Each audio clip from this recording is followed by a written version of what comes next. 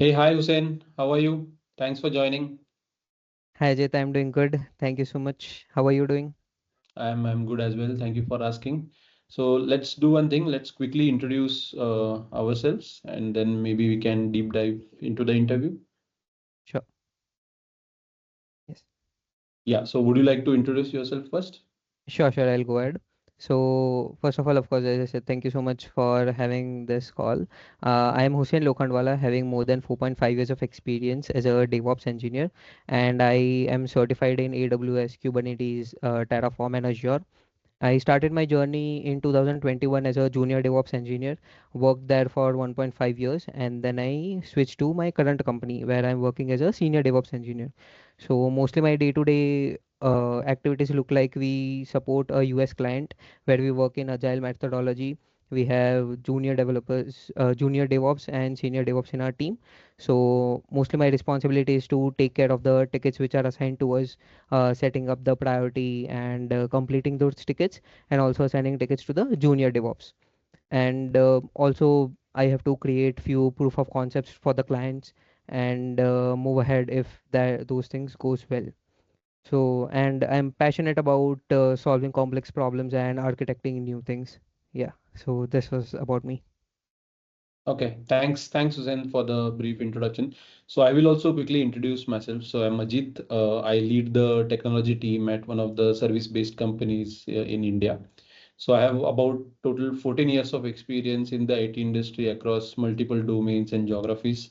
So for the initial 6 to 7 years of my career, I was more into full stack development.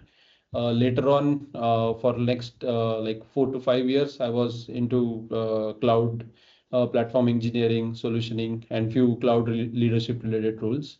Last 1.5 years, I've taken a leadership role at this particular company where I'm heading the entire technology unit.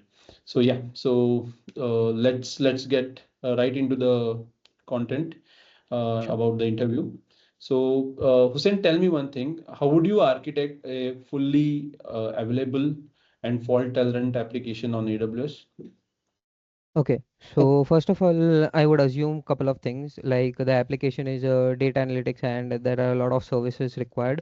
So we would go with EKS there, and we'll start from the basics first, talking about the networking part. We will create a VPC, private subnets, public subnets, and we'll make sure that the compute and database is in the private subnet and the application load balance and those stuffs are in the public subnet, and accordingly we'll set up the NACL and security groups. Talking about secure storage part, we would use S3. S3 also we will enable cross-region replication so that in another region we also are replicating data. Then for databases, if we are using RDS, then we'll make sure to enable read replicas in cross region as well for disaster recovery processes. And if the application allows, we would go with DynamoDB because it supports global tables.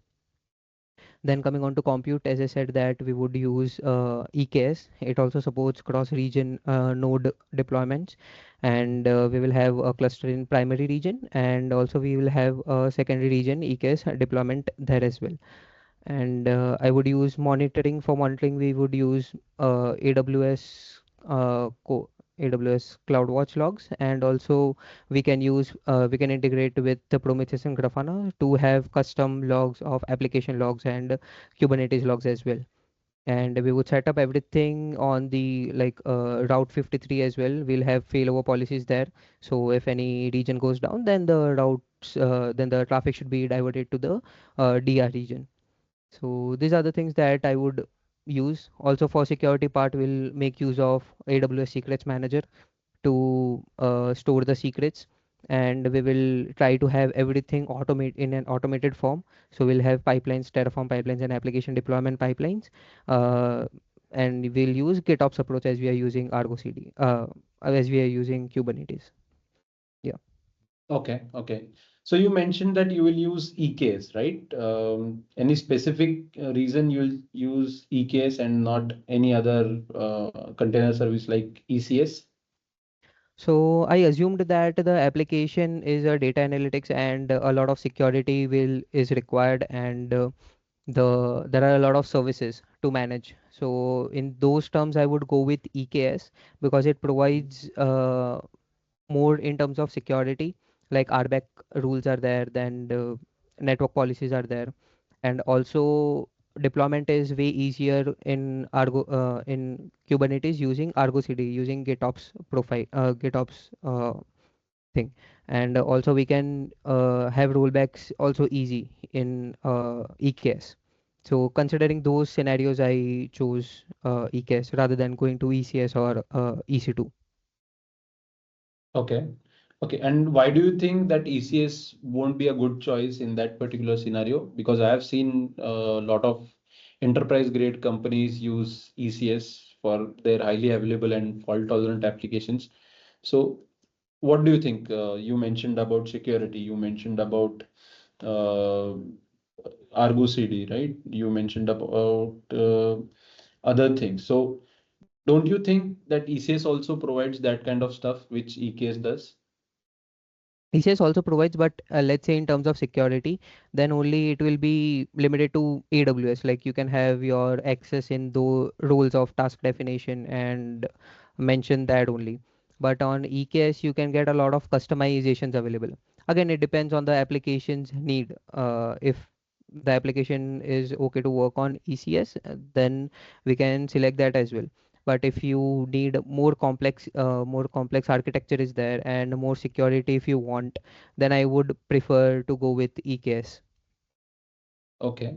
Can you tell me a scenario where ECS will be better suited as compared to EKS? Sure. So if you have a simple deployment, you don't have a lot of services and everything you think that can be manageable inside AWS only, and the access management can be done using the policies mentioned in the IAM rules. So in those kind of scenario, we can definitely go with ECS because there also you just have to mention the task definition and all the services that you want. It is definitely a reliable choice. And the routes also you can mention it in the application load balancer. So if you feel that everything can be managed using those specific services and you don't need complex services like Ingress and Istio, like those kind of services, then definitely you can move ahead with the ECS. Okay. And what do you think, which one is cheaper as compared to each other? ECS is cheaper. Why do you think ECS is Yes. cheaper? Because it only costs around the services that you use. In terms of EKS, it will charge you for the EKS cluster by default if there are no nodes running. And as soon as you spin up the nodes, as soon as you use a lot of services of EKS, so it will be way more costlier. Okay. So you mean to say EKS controller manager or maybe the actual cluster is also billable, and in case of Mm. ECS, only the underlying infrastructure is billable. Correct, yeah. Okay. Anything apart from that? Mm. I think apart from that, uh, I'm not able to think of anything as of now. Okay, no Yeah. worries, no worries. Okay, so you also mentioned about public subnets and private subnets, right? So when you create a subnet, there is no option to maybe create a private subnet or a public subnet, right? It is some configuration that needs to be done to make that particular subnet as public or private. So I wanted to understand what is that configuration? How would you make your subnet a public or a private one? Okay, so for making a subnet public or private, the answer lies in the route tables, which is assigned to that particular subnet. So if you mentioned in the route table of a subnet that the routes coming to that subnet should go through internet gateway, then it becomes a public subnet. So any route in that subnet will go through internet. And if you mention that there is also a capability of NAT gateway that can be attached to public subnet, and you can mention a route in a subnet that your any request should go to NAT gateway, that will be a private subnet. Okay. And internet gateway is attached to a subnet or it is attached to a VPC? It is attached to a VPC. Are you sure about that?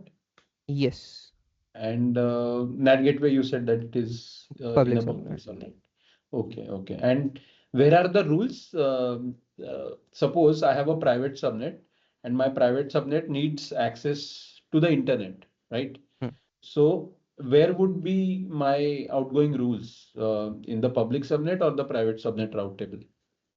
In the private subnet route table, you will mention it that any request coming to the private subnet should go through NAT gateway. All right. Okay. Yeah. Okay, fine. Have you worked with hybrid networking in AWS? Yes. Okay, so I- like if I have to connect my on-premises network with AWS, um, can you list down all the choices you have to connect both the networks, like your on-prem as well as your AWS? Correct, sure. So first option is direct connect, where you will, if you have tons and tons of workload that you have to migrate or data transfer from AWS cloud to on-premise. So direct connect is one of the option. Second option is site-to-site VPN connection, where you can create a customer gateway and AWS gateway, and there also you can connect your on-premise and cloud.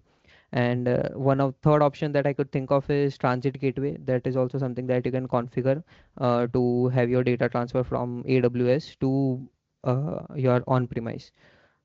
So if you don't have a lot of workload, then transit gateway and site-to-site VPN connection is a choice because it is cheaper than direct connect. Okay. Any other networking options that you can think of apart from these? I think AWS Hub service is also there. I am not able to remember that complete name, but that's one service is also there. Okay. Okay, fine. Uh, there is also VPC peering, right, in AWS. So why do you think you require a transit gateway, and what problem transit gateway solves? Or maybe why transit gateway is required at the first place? Because we have VPC pairing, right?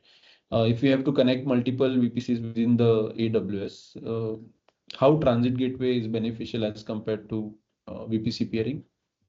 So let us consider if you have to connect only two VPCs, then VPC peering is fine. But let's say if you want to connect more than two VPCs, let's say 5 or 10 VPCs, then you have to then you have to do VPC peering among all VPCs. That is from A to B, A to C, A to D. Okay, it is not transitive. But transit gateway is hub and spoke model. That means you can just have one transit gateway in the middle, which can be connected to all the VPCs, and then all the VPCs can communicate with each other using the transit gateway. Okay.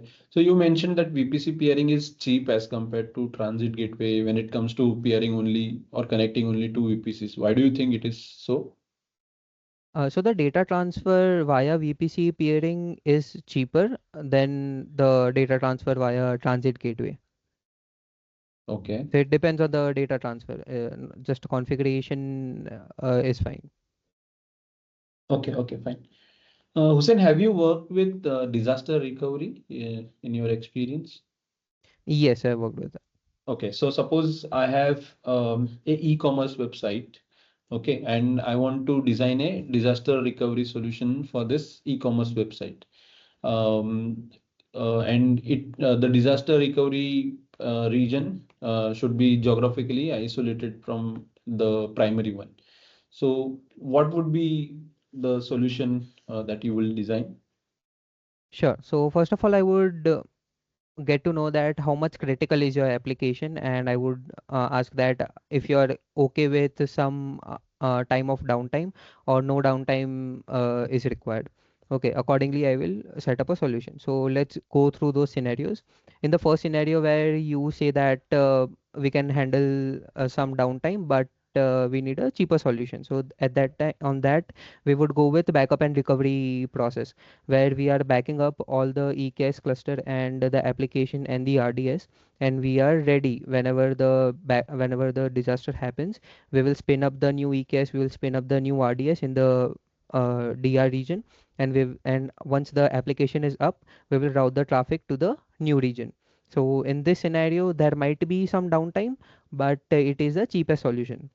Coming to the next solution where you want less amount of downtime, in that scenario what we can have is we can have a read replica in your another region. For RDS we can have EKS cluster there, but we will have scaled down all the nodes to zero.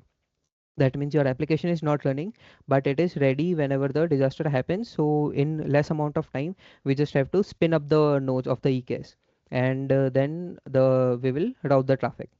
And in the third scenario, where you say that your application is very much critical, you have to have the application up all the time, you cannot afford any downtime. At that time, in the DR region, we will spin up the full scaled EKS. We will have RDS as read replica. And at the time of disaster, we will have failover policies in our Route 53. So whenever the application load balancer is not giving the perfect health check in the primary region, then all the traffic will be diverted to the secondary region, and without any downtime, the users won't face any issues, and all the traffic will be diverted to the DR region. So this is how we would set up a DR. Okay, so just in case, if we want to if we want to support this particular e-commerce website globally, okay. So imagine this will be accessed from US as well as India, okay. And the latency should be also very minimum, right? If someone from India tries to access, it should be accessible from the nearby data center, and similarly with AWS. Oh, sorry, similarly with the US. Okay, so in that case, how will you design a solution? Uh, because I also want to separate the writes. Okay, so the database also needs to be separate from each other. So in that case, how will you support maybe both the regions at one time?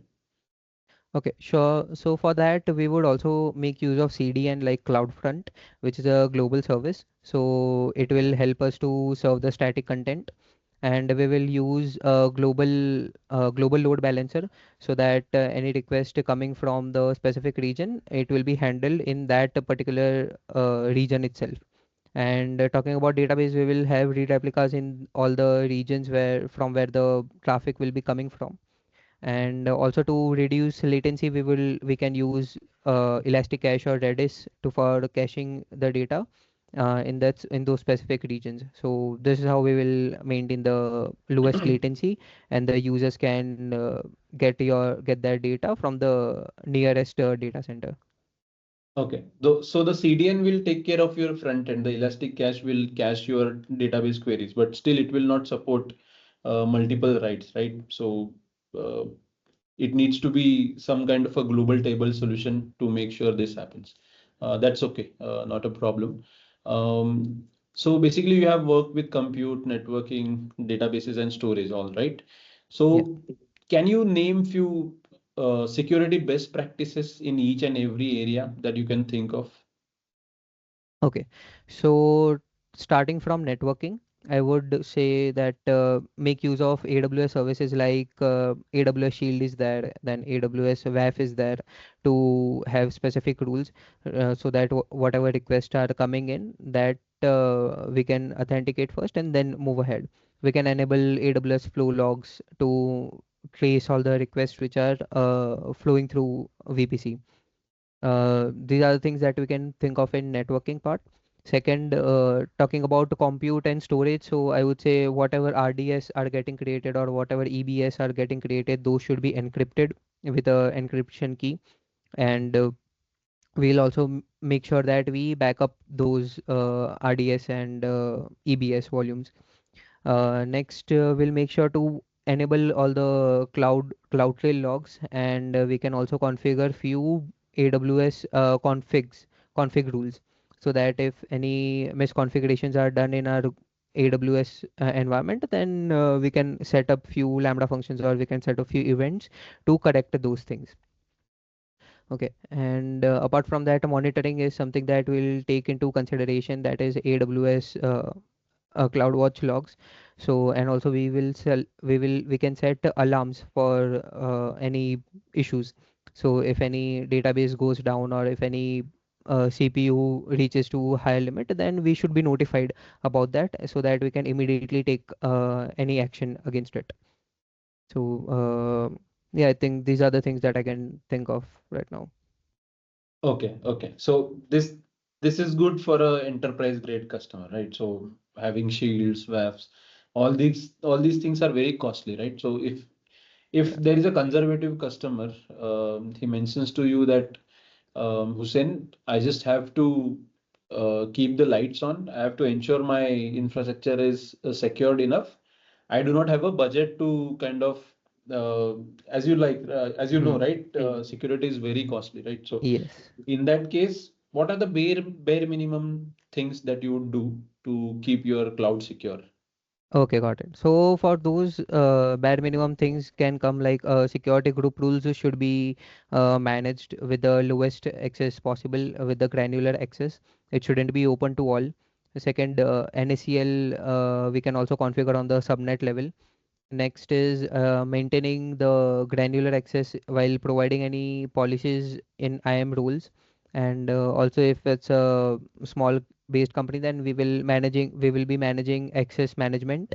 So whatever the roles that we have assigned to the users, those policies also should be minimized. Like if we are using IAM identity center, there we mention the permission sets. So those things also should be minimized. We should have roles for a couple of teams, and we should give them access accordingly. And apart from that, one main thing that we can have is to deploy anything using automation only. There shouldn't be any manual configurations done in AWS. Every No one should have any manual access. This is something is a very best practice that we can follow. That any DevOps, if you need any infrastructure, you reach out to your DevOps team and they will create a Terraform code and then they will deploy it and then you can access it. So these are some things that small grade company can take into consideration. Okay, okay. So there is one security best practice where you keep your databases in a private subnet, right? Correct. But imagine that there is a scenario where we need to keep our database in a public subnet because some other third party has to access it. Or maybe basically I want to make my database accessible to a certain third party. Okay. So how will you extend access without compromising on the overall security? So there are a couple of ways of accessing your RDS. That is one of the ways using your traditional user ID and password. Second way is to also make use of IAM database authentication. So this is where you can create your IAM role, and that IAM role only can access those database. So this is something that also you can configure it after keeping your database into your public subnet. And that also you will attach a security group rule to your RDS. Make sure that we are not opening the port to all of the internet, but we'll make sure to add the specific IP only to get through the database. And apart from that, we can also enable the TLS communication in transit, so that any request coming to your database should be via SSL certified only, or else it shouldn't get through your database. So I think these are the configurations that we can do. Okay. So if you have an EC2 instance, okay, and there is a vulnerable package installed in your EC2 instance, AWS provides one service which can be installed or the agent can be installed and it can give you what kind of package is vulnerable to what kind of CV. So do you know what service is that? I think AWS Inspector is one of the service which will Okay, scan all the resources that you have in AWS, and it will show the vulnerabilities. okay, okay, okay, fine. Uh, have you worked with a well-architected framework? Yes, I worked with that. Okay, can you list down all the pillars and maybe summarize each one of them? Sure. So there are six pillars. Initially, there were five pillars, then sustainability was also added. So there are six pillars that based on which you should architect your a framework. Okay, so first pillar is like cost is there, security is there, then operational excellence is there, then performance is there, and reliability is there, and sustainability is there. So these are the six pillars which will help you to design an architecture. Talking about each pillar, I'll just brief each one of them. So let's say performance we are talking about. That means what AWS tells you to select your specific instances, select your specific RDS, which is aligned with your application. Because there are multiple AWS instance families, there are multiple AWS instance types, then you might not know which one to select. So that framework helps you to select that specific instance, that specific RDS. Next, coming on to operational excellence. So there are multiple AWS services which will help you to develop your and deploy your architecture. That is like AWS CI/CD is there, then backups are there. So operationally also you can be very much clear on that. Then talking about performance, so again it comes like which all services that you are using, which services will be best for your application, which instance type you are selecting, what services you are selecting, so those should be optimized. Next, talking about reliability, we have multi AZ availability zones. We have a disaster recovery. We have backups and recovery, so that there shouldn't be any concerns where the data is gone or not. And next, talking about security, so credibility, integrity, and any threat detection, those things are also managed by AWS. So we just have to enable those services and integrate those services in our application. And sustainability is something that AWS takes care. It depends on which other instances that we are spinning up, then it should be sustainable. So this is something that mostly AWS takes care of it. Yeah. Okay. Okay. Have you worked with cross account? Like you have multiple AWS accounts, and suppose you want to access a particular KMS key from one particular source account to a destination account, right? So have you worked with this kind of a setup where you have a maybe one example would be KMS, another could be S3. So you have a source EC2 instance in some other account, and you want to access a S3 bucket. So how do you facilitate that connectivity? So one example could be your KMS and the other one could be S3. So what is the configuration that is required to do that or enable that connectivity? Sure. So you for this we will use STS, that is service token. And how we would do is, let's say there is an AWS account A and account B, and your EC2 is in account A wants to access S3 in account B. So in your IAM role of account A, we will mention the policy of STS to assume a role, and the ARN of the role of account B we will mention there in the policy. And in the account B, the role we will mention inside the trust policy, we will mention the ARN of account A, so that the account A can assume a role in account B. And all the policies, let's say I want to access S3 in account B, then in account B IAM role only I will allow the access inside the policies, so that IAM role of account A can assume a role in account B, and then it can access the S3 bucket, get or put objects, whatever role want to do. Okay, so while establishing this particular connectivity, did you face any issues in your past? Uh, any experience with connectivity failures? And what was the issue like, and how did you resolve those? Because Yes. cross-account Hmm. access is tricky, right? Yeah. For most of the times, it doesn't work in the first attempt when it comes to multiple environments, multiple services. So anything that comes to your mind that that particular issue was for a long time and you figured out anything that comes to your mind? Yes, regarding the KMS key only, because that is not just a read KMS key that you have to give, but you also have to give extra read access to the policies in account B as well. I'm not able to recall what's those specific read and get access you have to add, but those are the things, also policies you have to add it. And also when you are trying to access any S3 bucket, and if it's a cross account, then you also have to mention the inside the bucket policies that this is the role which should be allowed to uh, do access on the S3. So bucket policies also we have to take into consideration there. Okay. Have you hosted a website on S3? S Yeah, yes. maybe a static website on S3. Hmm. Do you remember what, suppose I have a domain abc.com and I want to host it on S3. So can you recollect what kind of configurations or what kind of steps you have to do to make sure that website is publicly available and deployed on S3?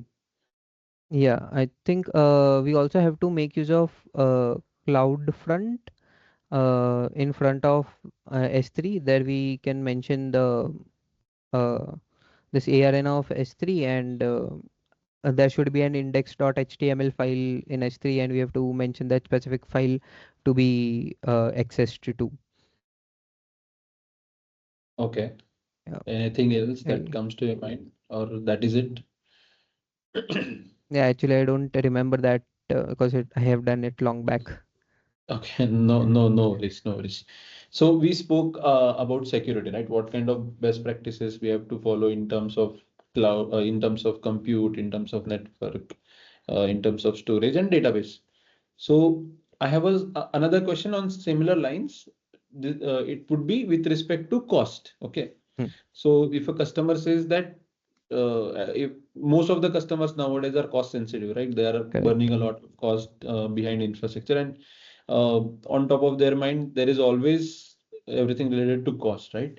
Yes. So maybe as a cloud engineer, what would be your suggestions, or what would be or what would you implement in your cloud infrastructure to make sure that your customer is happy and you implement a lot of FinOps or cost optimization solutions? So it can be on any part. It can be like similar to security. It can be on compute. It can be on security, databases, whatnot. So Yeah. just wanted to understand your perspective on cost. Sure. So I worked with healthcare domain clients where the compliances and security, these are the two main pillars that they have to work on. Hmm.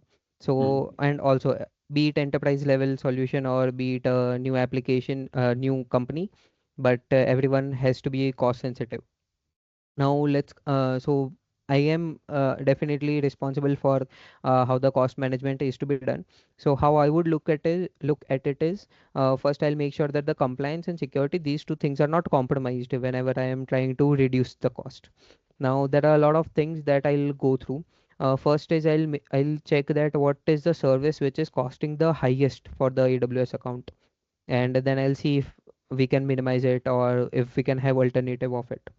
Second, if I know that these are the instances we will be using for long terms, then definitely we'll ask to get reserved instances, and we can also pay the money upfront, so that will be way cheaper for us.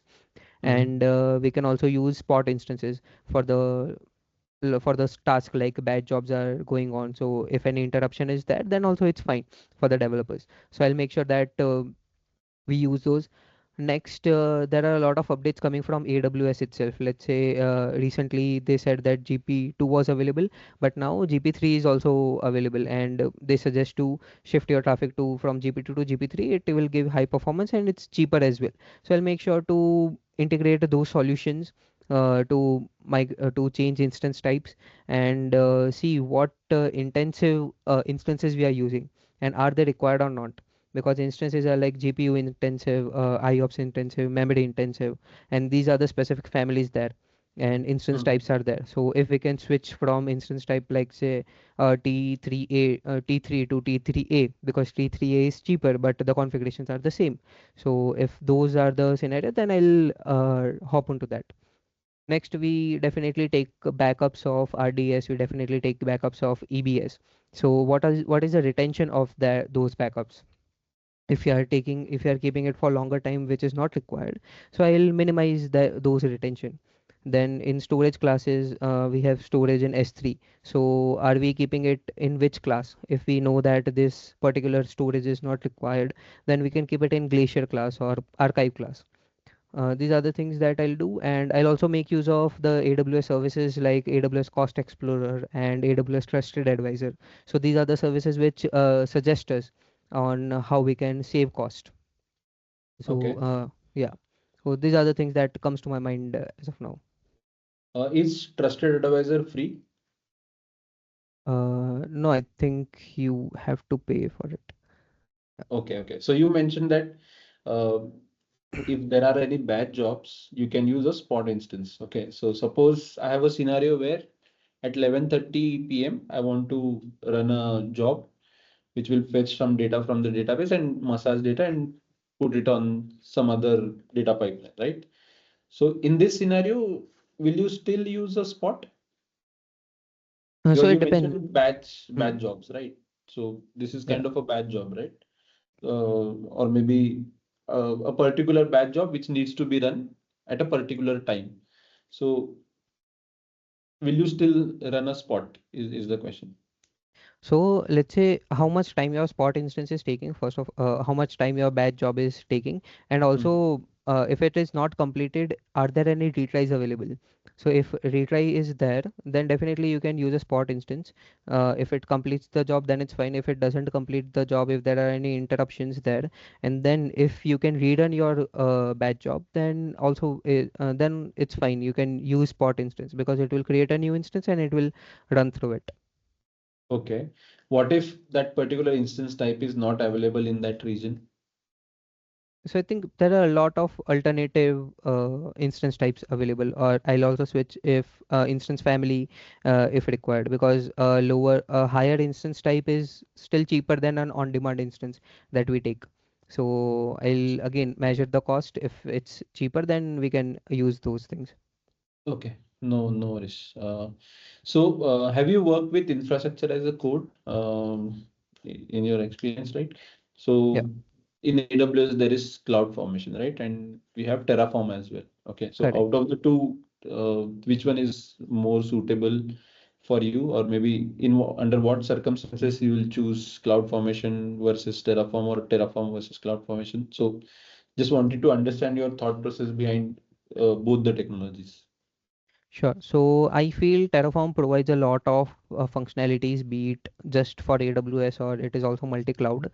And mostly on the enterprise level, we use Terraform, even though we have to deploy everything on the AWS only, because it provides like S3 state file, and also there are a lot of um, it multi-cloud support is there. Then modularized code is there, that is one code you can use it multiple times for multiple environments, you don't have to reuse the code, so, rewrite the code. So these functionalities are provided by Terraform, so mostly I would prefer Terraform over CloudFormation, even though when you want to deploy everything on the AWS. But there might be few situations where you go with CloudFormation, like one of the major functionality that CloudFormation has is if any new service comes to AWS, it will take a bit of time to have their code on Terraform, but Mhm. CloudFormation will have it immediately. So if you are on a project where any new service that comes to AWS and you have to automate it, then I think you should go with the CloudFormation. Also, CloudFormation is very much easy when it comes for creating a code in AWS. Let's say if you want to create a Lambda function. So in Terraform, there is a long process to write a Python code. Then you have to push the Python code up, and then you have to create a Lambda function. But in CloudFormation, that is also easy. So these are the few functionalities where you might choose CloudFormation. But if you ask me, then I would prefer Terraform only. Okay. So you mentioned about multi-cloud, right? One of the key benefits of using Terraform over CloudFormation is clearly the multi-cloud or Multi-cloud, yeah. cloud agnostic abilities. But imagine you have a dedicated infrastructure only on AWS. It does not have any other cloud provider or on-premises or wherever. Will you still choose Terraform or you will go ahead with CloudFormation? I would still choose Terraform because multi-cloud is one of the functionalities. There are other functionalities as well, like say modularized code is there. The community of Terraform is way huge. If any issues that you face, then you will be able to figure out way easier. And if you have multiple environments that you have to deploy, if you have multiple accounts that you have to deploy, you can do it in just one directory of the Terraform file. So those are a lot of functionalities provided by Terraform. So that's why I would still prefer Terraform. Okay. Okay, so during the initial conversation, you mentioned about load balancers, right? During the highly available question. So in AWS, there are multiple types of load balancers, right? Yeah. So what are those, and under what circumstances you will use which load balancer? Okay. So AWS provides three types of load balancers: application load balancer, network load balancer, and gateway load balancer. And there was a classic load balancer which is depreciated right now. So talking about application load balancer, if you have path based routing, if you have host based routing, and for application use case, mostly we use application load balancer because it works on layer 7 of OSI model, that is application layer. And it will mostly route your traffic to your target groups and EC2 instances. Okay. And then next is network load balancer. So network load balancer is used where you have to serve your traffic with very low latency. And the For example, you would use network load balancer in trading platforms where a millisecond is also very much important and you cannot expect any delay on your request. So in those terms you would use network load balancer. Also a functionality that NLB provides is you can attach a IP to it, elastic IP to it. And a third load balancer is gateway load balancer. So gateway load balancer mostly comes in terms of security because it integrates well with your API gateway and the WAF as well. And it is mostly used in financial sector where your authorization is more important than reaching to the application. So whenever a request comes, then gateway load balancer is responsible to check if the request is authentic or not, and then only it will forward it to the application. So that's when you use gateway load balancer. Okay, okay. So if you want to deploy your serverless applications, right, you can use maybe API gateway and Lambda, right? So Yeah. uh, what is the difference, or maybe when you would use an API gateway versus when you would use a application load balancers? Any particular use cases that things that comes to your mind where API gateway is more suited or load balancer is more suited? Yeah, so let's say if your APIs are transferring only inside the VPC and those are simple APIs, any path-based routing or host-based routing will work, then at that time you would use application load balancer itself. But if your APIs also have to be authenticated, those are coming from third-party APIs, and you also have to send your request to third-party tools. So in those scenarios, you would use API gateway.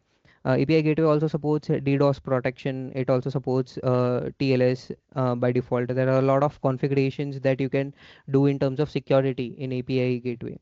So in those scenarios, you would go with API gateway. But if anything that you want to request inside your VPC, so then I would suggest to go with application load balancer. Okay. So suppose your application is deployed on completely on AWS, right? It has Route 53, it has load balancers, it has auto scaling groups, it can have a EKS cluster or a ECS cluster, it will have RDS instances. Suppose users are reporting failures in your application, okay? It can be any kind of a failure. We just got a message from one of our customer that your application is not working.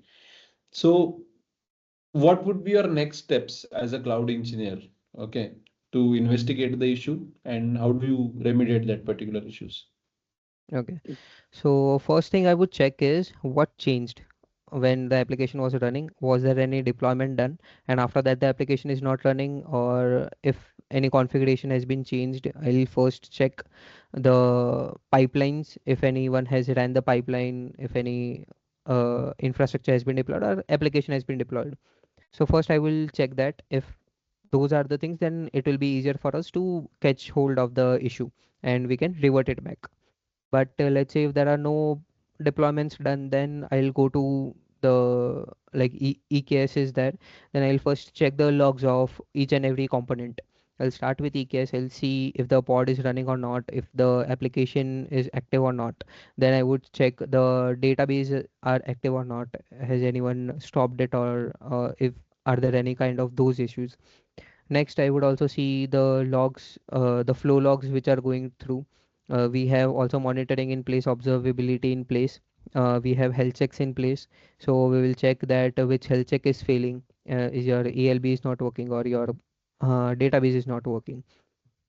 And most probably I'll get hold of that specific issue, and then I'll first see if a new version was deployed, then I'll revert it back so that the application is stable. My first point of uh, uh, my first thing would be to make the application stable and then figure out that what was the issue. So I'll first revert it back, and then I'll see through the logs that what's the issue, and then I'll try to again redeploy it on the staging and dev environment first, and then again move to production. Okay.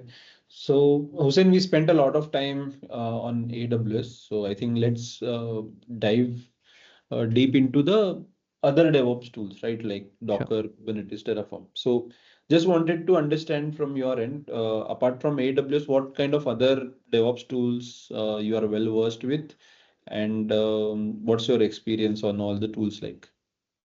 So I'm well versed with Terraform and Kubernetes because that's a day-to-day task that I have to do, and also creating CI/CD pipelines. That is also something that I do on daily basis using GitHub Actions and AWS code pipelines, and also creating and pushing Docker images to ECR and deploying those things. Okay. So do you create Docker images or you get Docker images from the developers? You are just responsible to the CI, responsible for the CI/CD? No, I create as well. We get on a call with the developer. Mostly, I only create, and Okay. yeah, the Okay. In that requirements. case, Let's say there is a requirements.txt file. Those things will be given by the developer, but we usually create a lightweighted image. okay, okay. In that case, I want to understand what are the some Docker best practices that you follow Okay, in terms of image creation? right. So as I said, we have to create a lightweight Docker image. It should be Mm. optimized. It should not be a very heavyweight. So for that, Okay. we first we should use is the it should be a multi-stage build where initially in the first stage you are building the application and then you are utilizing that artifact which was built by the older image, and then you build your final image and then you run the container. So that is one thing to have multi-stage builds, and even in that you have to make sure that you are using lightweight image. One of the And also you shouldn't be using like let's say Alpine is one of the lightweight image, but you shouldn't be using like Alpine dot latest because there might be any new configurations done, so there shouldn't be any surprises for you. So always make sure that we are, if the base image we are using with a specific tag only, and then definitely we will move ahead. We will update the tags. It's We will go through the document what are the new updates in that specific image, and then we'll update it. Next best practice that we follow is to not run the container with the root access. So we will create a specific user in that image, and then we will run the Docker image with that specific user having the access to that specific folder only. And we also make sure that whenever we create a Docker image we also document it, so that if any new DevOps engineer comes or even the developer comes and watches that image, they should know that every command is written for what purpose. So these are the things that I would make sure while creating a Docker image. Okay. And where do you host your Docker images? Right now we host it on ECR, AWS ECR. Okay, ACR. And how do you control how many number of images are there in ECR? Because it can grow, right? I have been working with a customer where some of the DevOps engineers have kept like unlimited number of ECR images, and their ECR usage or bill has been shot up. Correct, So yeah. what kind of practices you follow to ensure that the ECR images are not orphan and only required, or whichever images are required are there in the repository? How do you ensure that? Correct, yes. So that is a case, that was a case with our organization as well, because developers would add a tag and they would push even for testing. They would push a lot of Docker images. So we have couple of Lambda functions that will trigger on daily basis to check how many images are there, and the latest 5 to 7 images it will make sure that it is there in ECR, but the older images it will. Lambda functions we don't just do it for ECR, we do it for all the resources as well, for EC2 and RDS if they are running on the night time as well. So it will make sure that during night time we scale down those resources, because in the night time no one is using that. And similarly, we do it for ECR as well. Okay. Okay, fine. So one of the challenges that I face in our org is basically developer says that this particular Docker images are working fine or absolutely fine in our local machines. But when we deploy it on maybe AWS environment, it doesn't work. Okay. So this is a Yeah. very typical and a common scenario. Okay. So how do you ensure that whatever Docker image is created on the developer machine is working as is on the ECS cluster or EKS cluster? Yeah, correct. So this was actually a major issue, and that's why also Docker came into picture that system things are working on my system but not working on another system. So Docker is one of the solution that it should work on every system, but one of the solution that even I faced is there can be a port issue. That means you are opening your port in your local system, but that is already being used on EKS or Docker EC2 that you are using.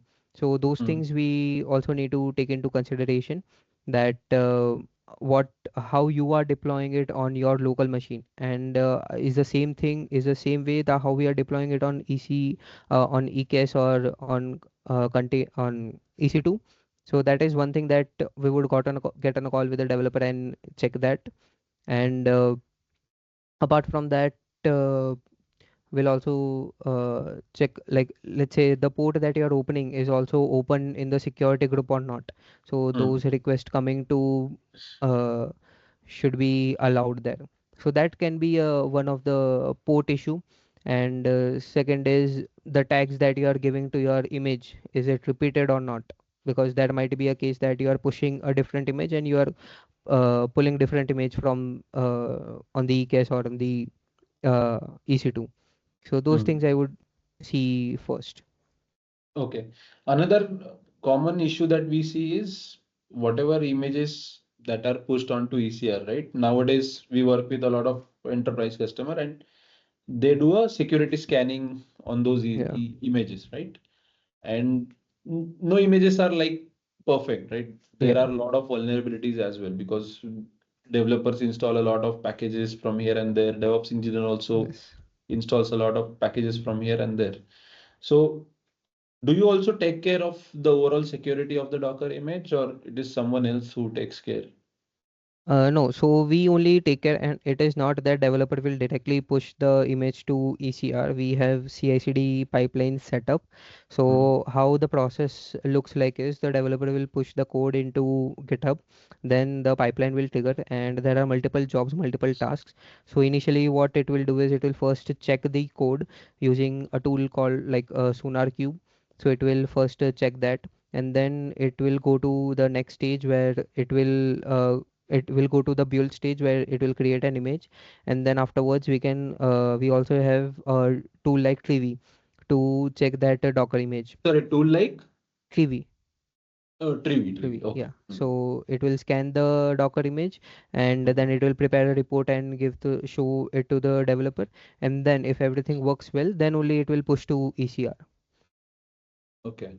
And also we have one the best practices to ask developers to check all these security scanning tools on your local itself, and then push your code to GitHub, so that the time is not wasted and the pipelines are also not keep on running. So those things also we make sure to have that. This is a practice Okay, that but how we will you ensure follow. that developer does the scanning on his local first? And then, because you still need to have some kind of control over the pipeline, right? You cannot trust the Yeah. developer that he will scan his code and then push the code onto the GitHub repository, right? As a Yeah. DevOps engineer or a DevSecOps engineer, we still have to enforce certain controls in the Yeah. pipeline, right? So, Correct, correct. That so we definitely have, but how developers does is they just test it on the pipeline. So what I am asking developers to do is first to test it on local and then push it on the pipeline, because when you run the instances, that also incurs cost. So hmm, if a developer is pushing 10 times just for one change, that is hmm, not practical for the organization. So it's a best hmm, practice that hmm. we follow. It's not that the developers will check and push the code and it will go to ECR. those checks will be done in pipelines. But just to avoid that multiple runs of pipeline, we ask the developers to check it on the local as well and then push the code. Okay, okay, fine. So this is with respect to security, but if Yeah. we have to reduce the overall size of the Docker image, so what kind of measures you take? So we will go through the Docker image. We will see that what are the files we are copying, and as I said that we have to use a lightweight image only, a lightweight base Hmm. image only, and using multi-stage build also helps us to optimize the Docker image. It also helps us to bring the size of the image down. So these are the policies, these are the practices that we follow to have the uh, lightweight image created. Okay. All right. So this was about Docker. So let's move to Kubernetes. So you have talked a lot of stuff about Kubernetes, your experience with Kubernetes, EKS, and in general, right? So one thing that I'm interested in is how do you update your EKS clusters? Okay. So what kind of steps you take to update your EKS cluster? How do you make sure that your applications are not down? It is like a downtime upgrade. So how do you do that? Sure.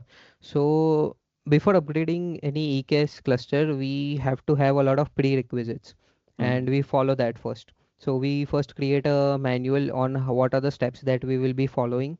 Next, we Hmm. will also go through the release notes on which the Kubernetes version we are going to. Are there any deprecated APIs or not? The Hmm. application that we have deployed is compatible with the Kubernetes version that we are upgrading to. So these are the few steps, few prerequisites that we follow. We also make sure that the Terraform, the deployment of the application and the deployment of the EKS is both done through pipelines. So any time if you want to roll back, it can be done as soon as possible. We don't have to Hmm. wait for that. We also take the backup of the application using a tool like Velero and EKS also. So after doing all these prerequisites, first we will test the upgrades in the lower environments, and then Hmm. only we will move to higher environments. Now talking about the upgrades, so how we do it is we use EKS, so that the mostly the upgrades is managed by the upgrade of control plane is managed by EKS only, and then Hmm. we one by one cordon each node, and we make sure that the workload is transferred to the another node, and then we upgrade that specific node, and then we uncordon that node. So this is the process that we follow for all nodes. And after that, if we have any add-ons that also we have to upgrade, so we do that afterwards. And Hmm. so mostly this is how we follow the process.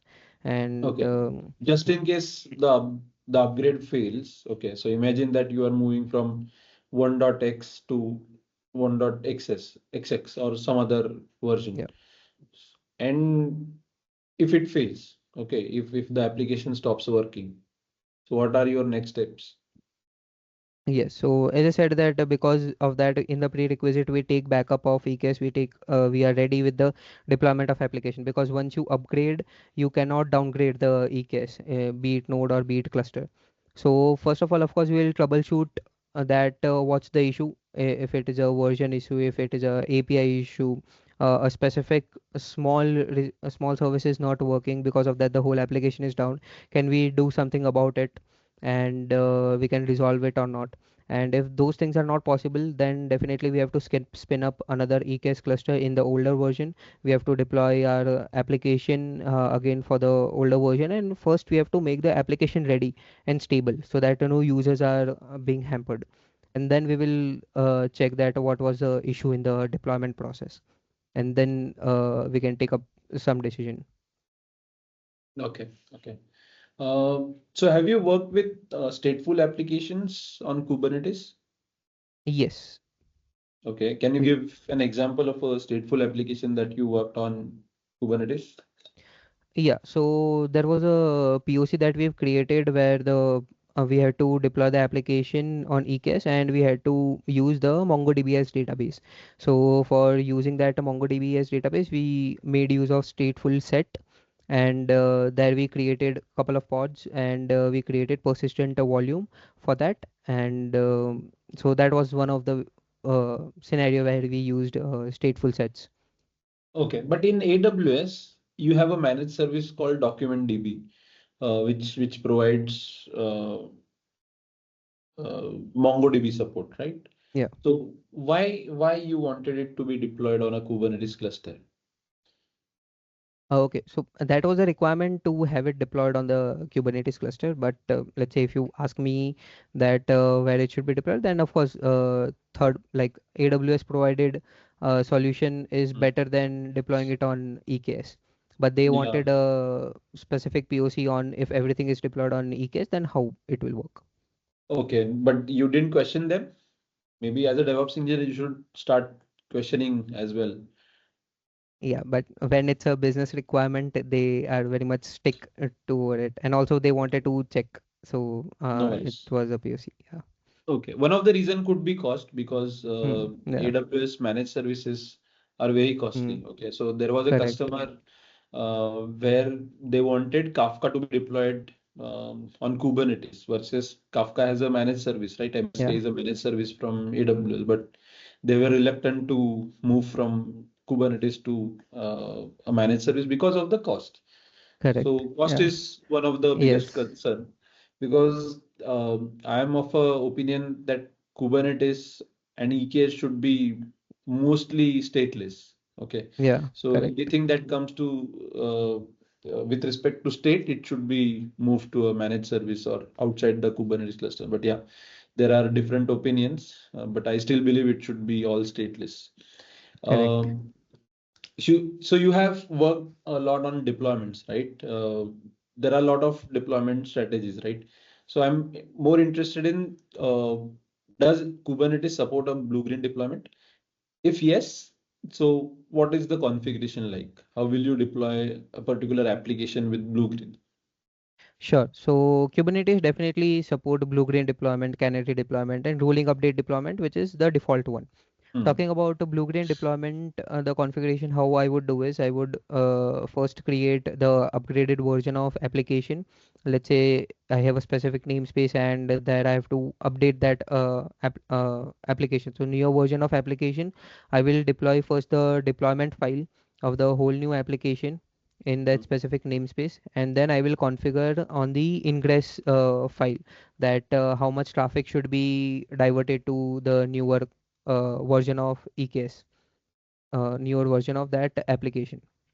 So you can manage the configuration on the ingress file that let's say if 100% of your traffic is going to the older version, and then you can just update that annotations on your ingress so that the whole traffic will be diverted to the newer version Hmm. using by labels and selectors.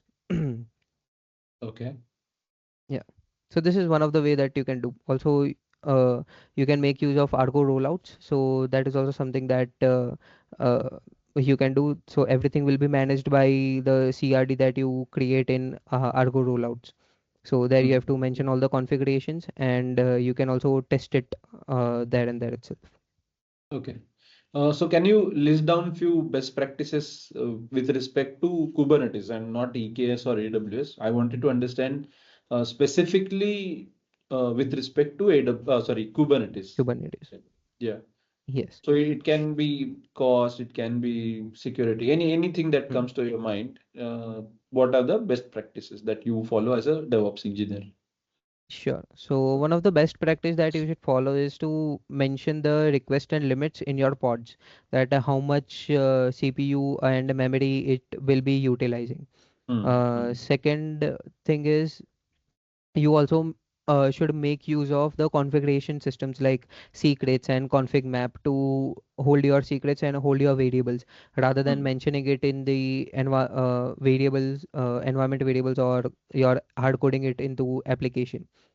Next, also make use of monitoring your EKS cluster. So first, CloudWatch might do that. You can install that agent, or if you want any custom metrics, you want to create any custom logs of your application. So in those scenarios, you will use Prometheus and Grafana as well. It is very easy to deploy it using Helm, and you can also make use of PromQL to query a specific metric, and you can visualize it on the dashboard, so that if any happenings, you are ready with it.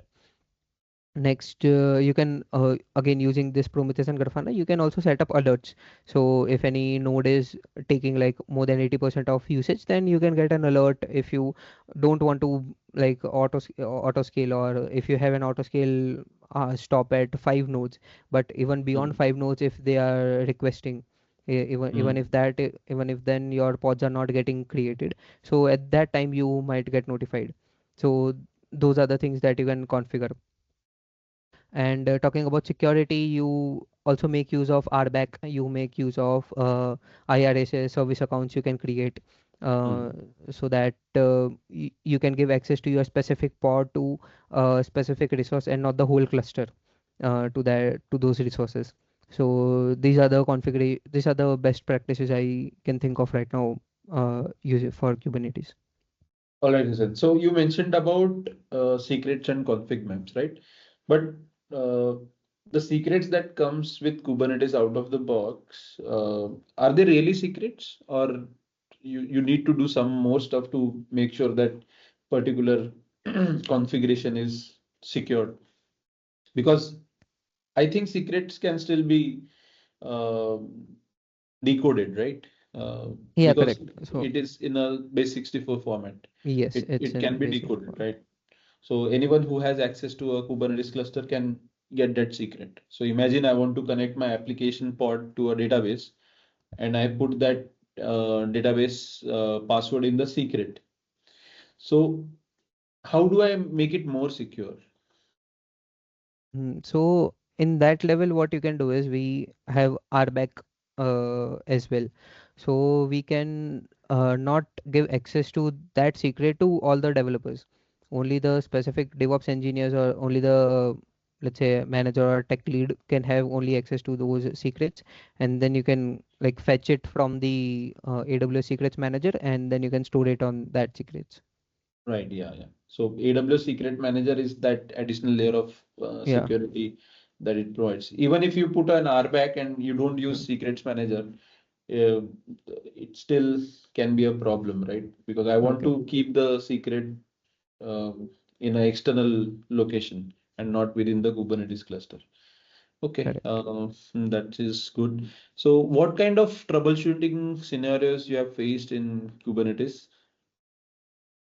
A lot of, I would say, because whenever you run a pod, there are a lot of scenarios. Let's say there is a crash loop backoff error, or image pull backoff error, or it's in the scheduling state only. It's not getting scheduled to any pods, to any nodes. So these are a lot of troubleshooting cases there. And talking about one of them is like, let's say if there's a crash loop backoff error where your pod is getting restarted again and again, so at that time, you first have to go through logs. That is kubectl. You can describe the logs. Mostly, you will find the issue there, or you can describe the pod. So in that, you will find the event that because of which reason the pod is not getting created. So there you can find the reason, and then you can take a Hmm. decision on what needs to be done. Okay, so at the beginning you mentioned about ingress, right?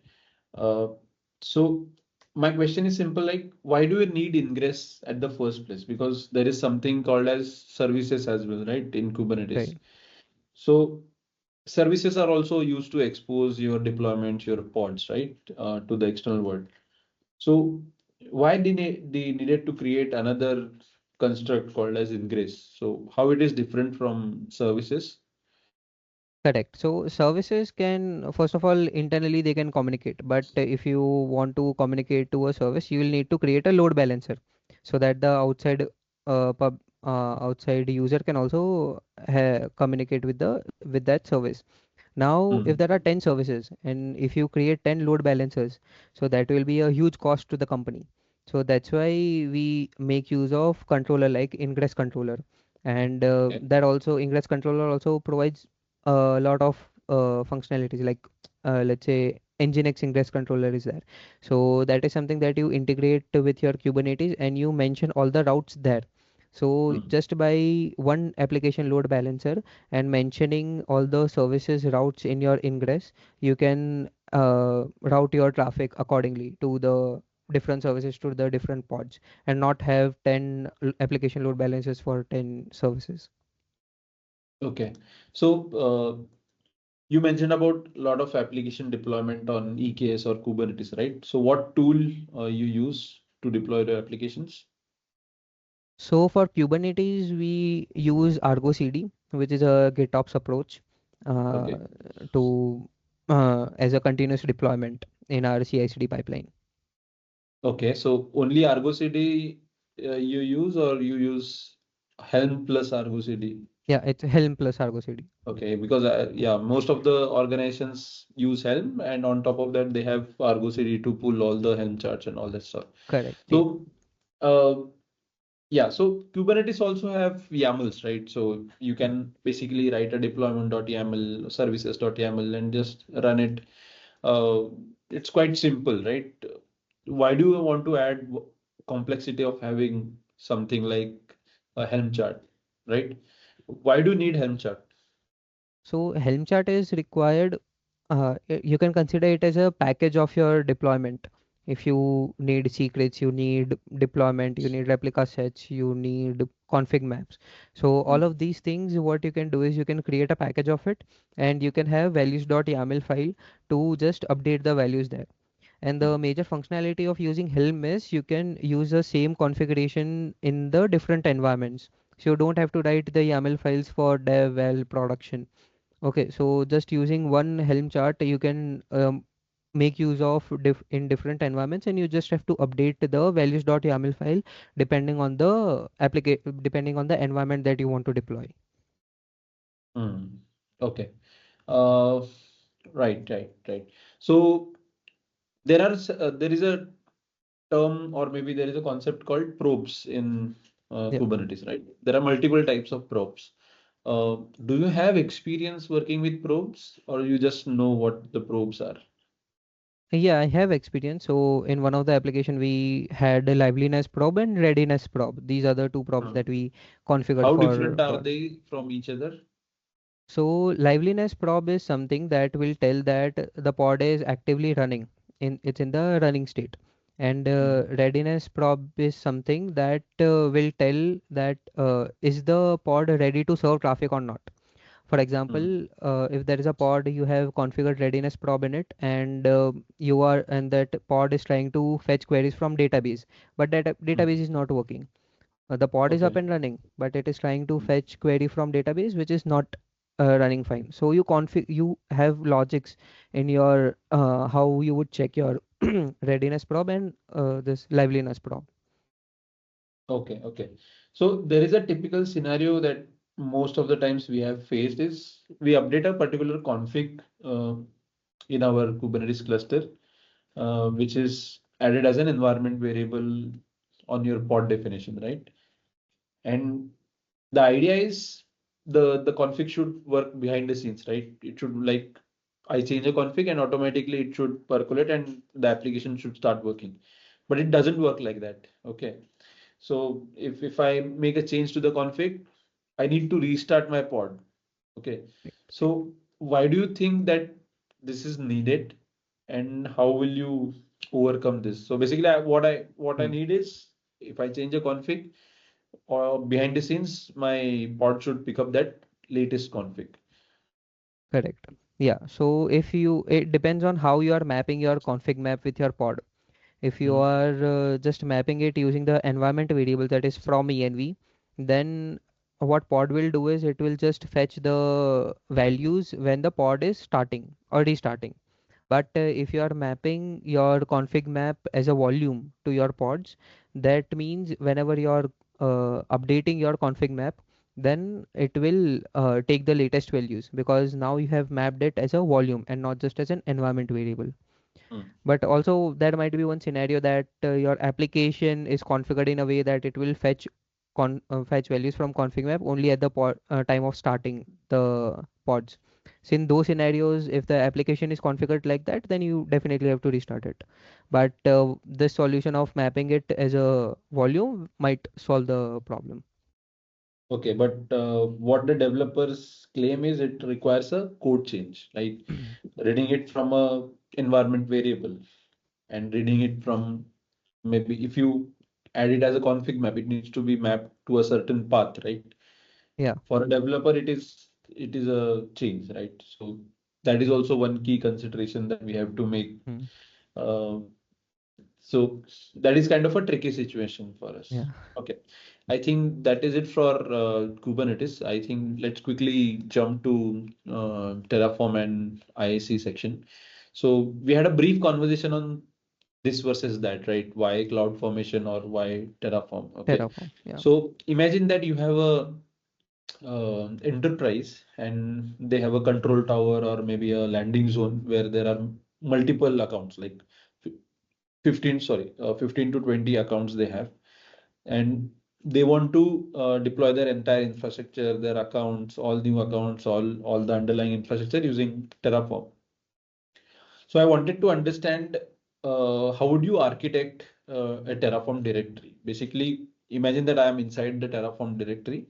I want to understand what would be the different folders, what would be the different files, and the requirement would be there would be multiple accounts. Under multiple account, there can be multiple environments as well, right? Okay. So and multiple regions as well. So since it is an enterprise customer, the customer will have multiple accounts, multiple regions, and multiple environments.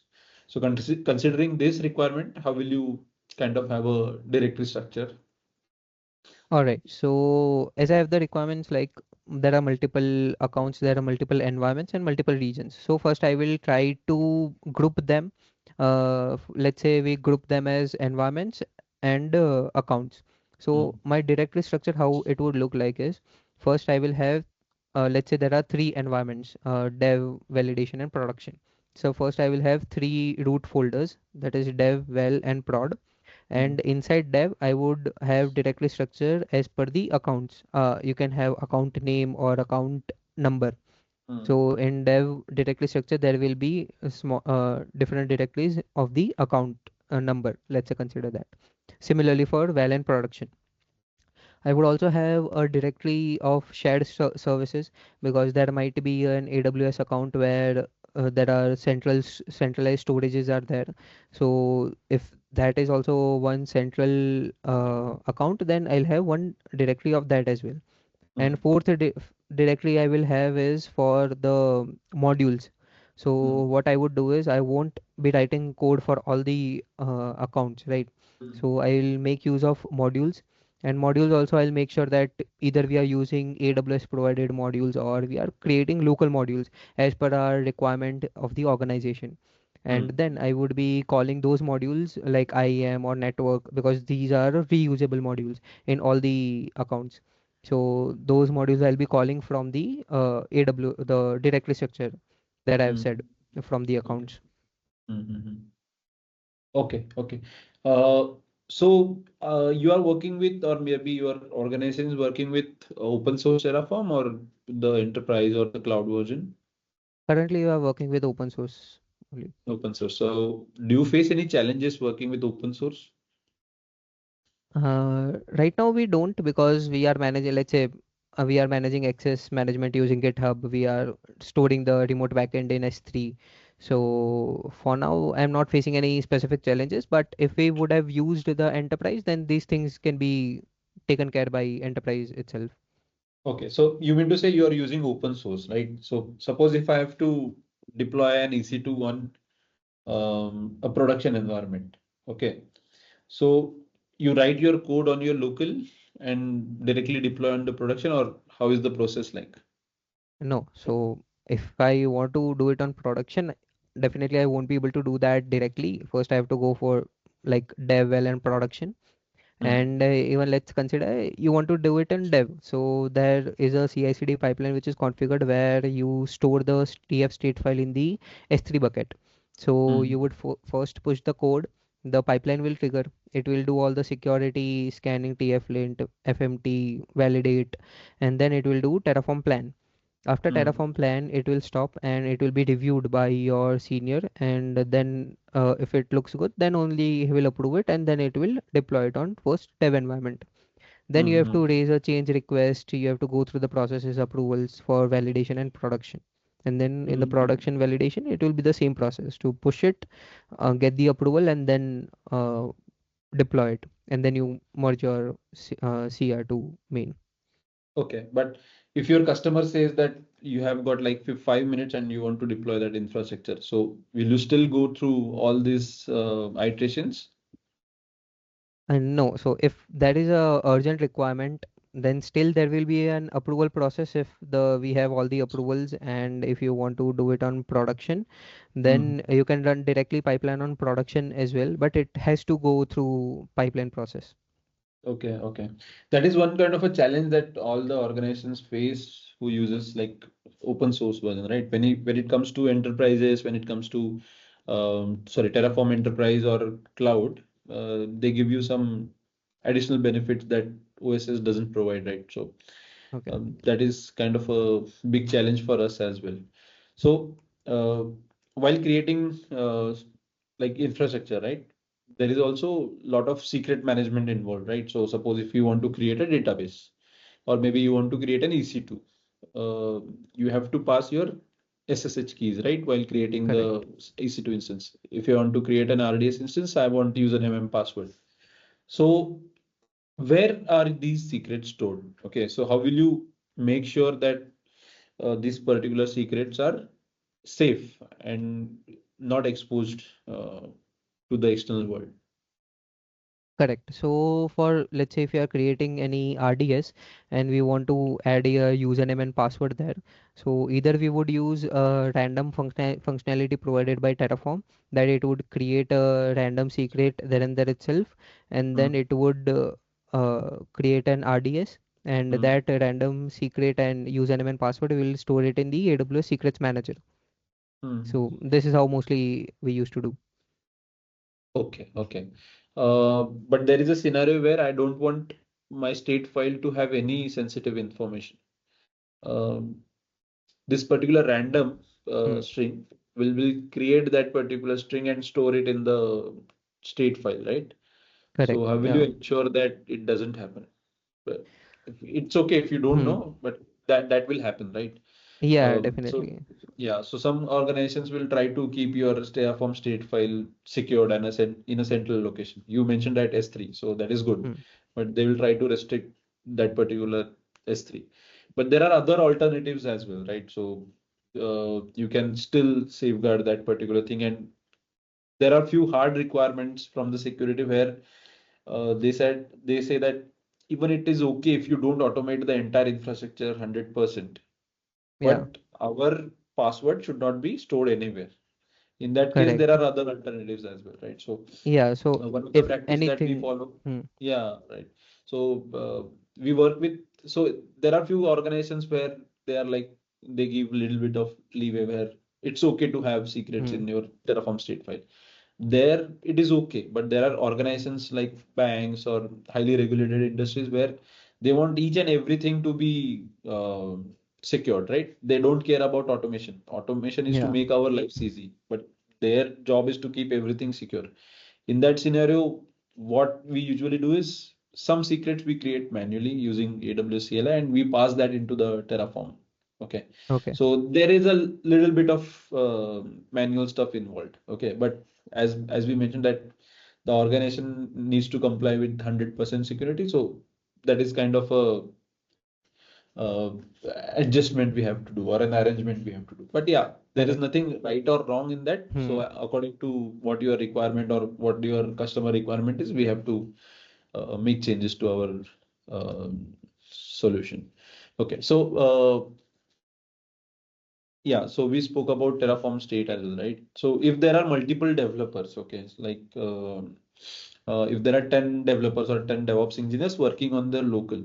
So how will you ensure, or what is that particular configuration that ensures that you don't jump onto each other's work? Terraform state will store it in a centralized location, but how do you guarantee that that your So, changes are not like you are not overstepping on each other's work?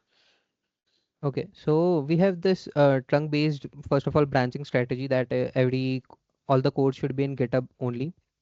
Second thing Mm, is the S3, we will be storing the TF state file in S3 itself. And it will make mm, sure that it will be locking the state file whenever one developer is using. So, and before the next developer does the apply. But let's say if two developers are working in parallelly and they don't have to wait for one DevOps engineer to complete their job. So mm, in those scenarios, what we do is we create workspaces, and the workspaces TF state file are in the local only, so that you can mm, just test your code. You can do Terraform plan mm, and you can test your code, and then if things are looking well, then you can raise a PR, so that at the time of merge, there we will run the main pipeline once again, and then the actual TF state file will be updated, and then your code will be deployed. But before mm. that, if you want to just test your code, then you can make use of Terraform workspace. Okay, so you mean to say Terraform workspaces on your local, right? Not the enterprise or the cloud version. Yeah, yeah, on the local. Okay, so do you have any information on the enterprise version of workspaces, how they are different from your local? Uh, I've not much to worked with enterprise level no, solution. no, Yeah. that's completely okay. So one of the challenges that I face working with my team is sometimes the infrastructure fails, right? Your Terraform fails, or there is some or the other thing that has not worked as per the expectation. So how do you ensure that it goes to the earlier state, or maybe you roll back? So do you follow any practices to roll back your infrastructure with respect to Terraform, of course? Yeah, correct. So there are definitely scenarios where your code will pass all the test cases, it will go through Terraform plan well, and then at the time of deployment, it might fail. So first of all, things that we need to check is what are the services that has created or what it has destroyed, because there might be a possibility that if partial deployment is done, then the application might suffer or any issues might be there. So first we would check that if there is no issues like that, then what we will do is we would revert back to the older version or older commit, and then we Mm, would run the pipeline so that mm, the deployment is reverted first of all, and then we mm, would check that what was the issue and how we can resolve it. Again, it should be done from dev well prod. Another okay. automation that we can add is as soon as the Terraform pipeline fails in the workflow itself, we can mention that you should check out to your older version and run the pipeline once again, so Mm, that we just get notified that the pipeline has failed and the older version is now up and running. mm. So this is something configuration that can be done on the workflow end as well. Okay, fine. Thanks, Sid. So I think we have covered AWS, we have covered Kubernetes, little bit of Docker and Terraform. So I wanted to ask you non-technical questions. Yeah. Okay. So right now there is a lot of buzz around AI, right? Yes. DevOps or developer jobs are going to cut or anything else. So in your day-to-day activities or day-to-day work, how much part is driven by AI? Okay. So like Hussein works for 8 hours, or maybe he has some X number of tasks. What number is driven by AI or assisted by AI, and what part Hussein does? Correct. So as we work in enterprise level and also in house, one of the thing that we have to maintain is the documentation of whatever you do. Mm, And so those things, for those things, I completely am dependent on AI. I try my level best to ask the AI to create those documentation, to create all the points, so that, and it gives in a really good manner so mm, that I can use it. Second mm, thing, I don't usually use it for development. because I know that AI tools hallucinates, it gives wrong answer very confidently. So if I have to create any infrastructure, if I have to deploy anything, so my first place would be to go to documentation.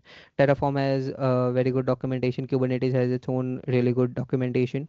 So Mhm. for development, I usually do it on documentation, on official documentations only. But But the I problem use with this approach is it will be slow, right? Because I remember creating infrastructure. Like I have been working with Terraform since like 6 to 7 years now. Like correct. from 2018 or 19, I have been working with Terraform or maybe CloudFormation for that matter. So when I started to create a particular multi account landing zone, I had to uh, maybe I used to take like 15 days, 20 days to script an entire landing zone, right? Yeah, 10, 12 accounts, CloudTrail, configs, multiple EC2 instances, ALBs or whatnot. But with AI, so I and my team uses a lot of cursor, okay, and now anti-gravity. yeah. So we can create the same infrastructure in like couple of days. Okay. So I understand that you rightly mentioned that it Hmm. hallucinates. The downsides are already there, but there are few benefits as well, right? So imagine 10 to 15 days of work was cut down into like 2 days. Okay. Correct. Yes. Uh, but I was able to do that because I had the experience, right? I Hmm. was able Right. to write the correct prompts, and if the tool hallucinates or it doesn't give the required output, I was able enough to make changes to that. But I think you should start using a little bit of AI in your workflow. I understand that documentation is Hmm. correct, or maybe it is the right place to do it, but I still believe that AI has the potential. It will not replace the entire engineer work, but it can be a good assistance. The problem right now with the mindset is people are kindly relying everything on the Everything on AI. AI. Yeah, so Yeah. that is kind of a problem. But yeah, maybe you'll get more confidence in AI, and you should start working with tools like Cursor. Do you use any tools like Cursor or Anti-Gravity or Cloud? No, as of now, we don't use any Okay, of I, those I, I tools. will I will request you to, or maybe recommend you to use Cursor. At least start with Yes. Cursor, then maybe you can try other tools. So you'll certainly like it. Okay. So apart from that, Yeah. you are currently working as a cloud engineer or a DevOps engineer, right? So Correct. what are your aspirations? Like in next 5 years, where do you see yourself? Like you want to continue doing hands-on DevOps work, or you want to get into management kind of or architect level role? So what are your next 5 year plans? Next, at least for 3 years, I would say I still want to be a DevOps engineer hard code where I have all the technical knowledge and not go into manager level. But if you say 5 years, then definitely I would look myself as a solution architect, which can architect every solution j- and I should be fully knowledgeable. So it should go like if Hussein has said this should be done, then it should be done. So I have to reach there, and to reach there, I have to rigorously be first very much skilled DevOps engineer in the era of AI. As you said that you have to adapt to AI to reach there. Hmm. So after doing that, maybe after 5 years, I will be at a solution architect level where Hmm. still I want to stay connected with the technology, not just manage things and get things done, but I want to create architectures and I want to work as a like hardcore engineer. Okay. So even with solution architect, so sometimes people kind of misinterpret the role of an architect. Okay, so I worked as an architect for 6 years, and for all 6 years, I was doing hands-on work. Yeah. Okay, so there is a thin line between an engineer and architect. So engineer Hmm. is something who actually do the hands-on work, and architect is someone who can do the solutioning, who can create beautiful diagrams and create the Yes. entire ecosystem, but he also needs to be hands-on just in Yeah. case if required, right? So Correct. that is where it needs to go. Okay. Yeah. Apart from that, one last question. So, um, I see a lot of tussle between DevOps engineers and developers, right? So, how will you ensure that the friction between you as a DevOps engineer and the developer is reduced, and the work is not compromised? Correct, yeah. So our position is also like that. It's DevOps, that is developers and Mm, system mm, that consists of this developers and operations. mm. So definitely there is a lot of tussle that this work should be done by developers. No, no, this work Mm. should be done by DevOps. So Right. we usually face that issue. But this is something where we both have to be knowledgeable in on each other's task. Let's say if Mm. anyone wants to deploy anything on Kubernetes, then I also have to know how the APIs work inside the application, and the developers also should have some knowledge on how Kubernetes work. So this is again from both ends we have to be knowledgeable. Of course, in the next industry, if you are not that skilled enough, it is very much hard for you to survive. So, and also here is where the tech lead comes into picture, your manager comes into picture, and he lays down the task and he makes sure that we are working as one team and not a different handover task. We have to make sure while developing anything, I also have to be there. And while developing CI/CD pipelines and deployments, the developer also should be somewhat knowledgeable on how things are done. Right, right. Yeah, yeah. That was a good answer, Sin. So thanks a lot for taking this interview and taking out time for this mock interview. I think a lot of people will benefit out of this conversation. Anything you would like to ask me, or uh, anything that comes to your mind, or maybe we can wrap up. Yeah, first of all, thank you so much for having this and taking your time out as well. I even hope that people get most out of the interviews that we are doing. One question I would like to ask you, that you have been 14 years of experience. So what is your next goal? Like after 5 years or 10 years, how do you see yourself, and how do you see as a DevOps industry, how it will Hmm. grow in next 5 years, in next 10 years? What advice would you give for to freshers who wants to build a career in DevOps? Yeah, yeah. So I'll answer this question in general, right? Not Hmm. specific to DevOps, right? When I started working, I started like in the introduction, I mentioned that for the initial 6 to 7 years, I was into software development.